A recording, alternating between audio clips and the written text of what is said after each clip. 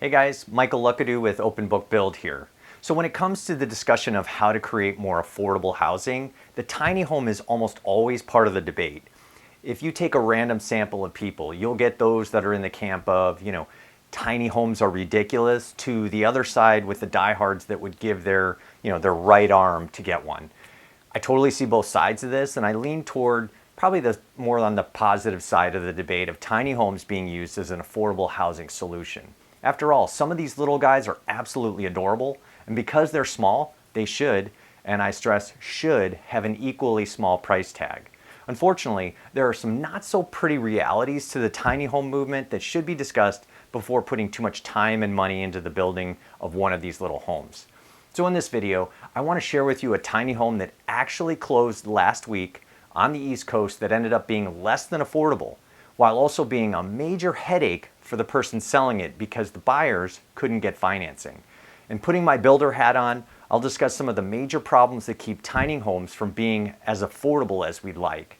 And then if you're willing to deal with some of these negatives, I'm going to share with you a small cabin plan that absolutely rocks with a $36,000 material price package. That's right, $36,000. So let's get to it. So if you're dreaming about living in a tiny home in the near future, I'm guessing that dream doesn't include spending $449,000. Not because you can't afford that price, but because it defeats the purpose of living the simpler life with a tiny home. Well, the owner of a 250 square foot home in the Northeast recently listed their adorable tiny home for just that. Here's a quick at the listing of the home on Zillow with the address removed for the owner's privacy. It's a really cool house, a tiny home with a tiny lot. Just 0.06 acres, 1 bedroom, 1 bath, built in 1970, but it's obviously been remodeled recently, and whomever did it did a quality job. This home closed last week at $315,000. So why was there such a huge discrepancy between the listing price and the closing price? Now before you answer, just know that this isn't the kind of tiny home that's built on a trailer frame with wheels.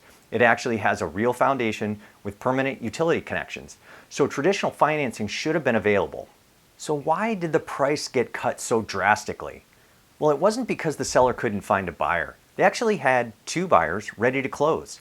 But according to a local realtor, every lender the purchaser contacted said the house was too small to finance. This sounds crazy, right? As a builder, I've never had a problem finding a lender on a home because the home was too small, or for any other home-related issue for that matter. So this is something that people looking to build a tiny home should really think about before putting hard-earned cash into a tiny home investment.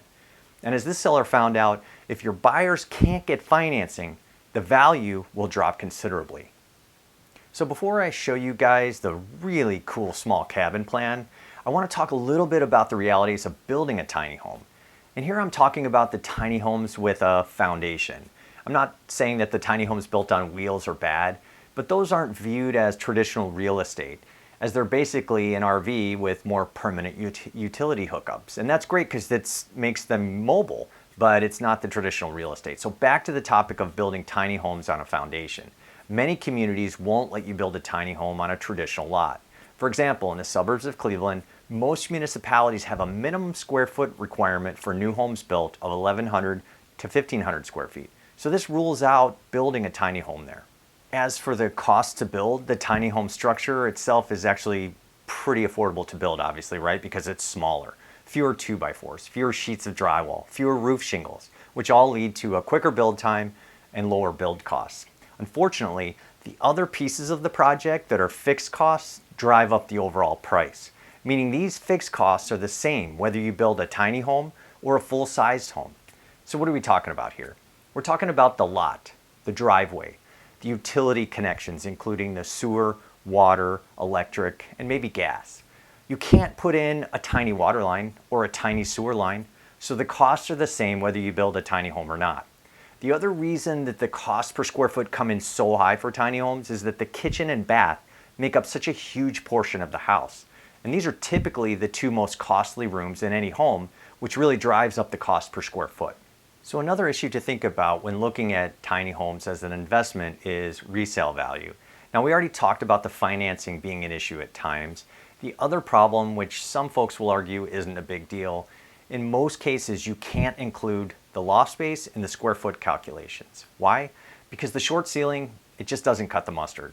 Yes, it's practical, usable space, but real estate listing laws don't allow you to include that in the square foot calculations when the ceiling height isn't above the 7-foot range. Putting all of that negative stuff aside, tiny homes are still a great way to go for some people, and there are some really cool house plans out there.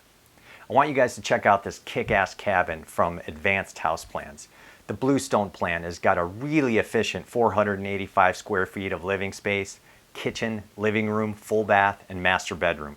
And I love that covered porch that's integral to the design. The material package for this is currently priced at $36,348 with an 11% Menards promotion. But they have these promotions on a regular basis. Even without the rebate promotion, the price is $40,870. Still pretty good. And before you guys ask me if Menards delivers to Anchorage or Saskatchewan, I want to let you know why I frequently use Menards quotes here in videos. This video isn't about influencing you to use Menards. There are a bunch of great building supply companies out there. I'm referencing Menards because they have published up-to-date material package pricing which is similar and competitive to most of the building supply companies out there. Now remember, the majority of material package for this home and all homes is a commodity, which is lumber, which means the price difference from one supplier to another isn't as great as with other things we buy in life. So showing you Menards pricing is really a good baseline cost to compare. Can you find this material at a cheaper price? Probably, especially if you take the time to bid the project out. In our owner builder class, we go into detail about how to bid out your new home to save tens of thousands of dollars. For now, I'm just going to dream about building an epic little small home like this one near a small lake. I think I'd spend most of my time by that fire pit. How about you guys?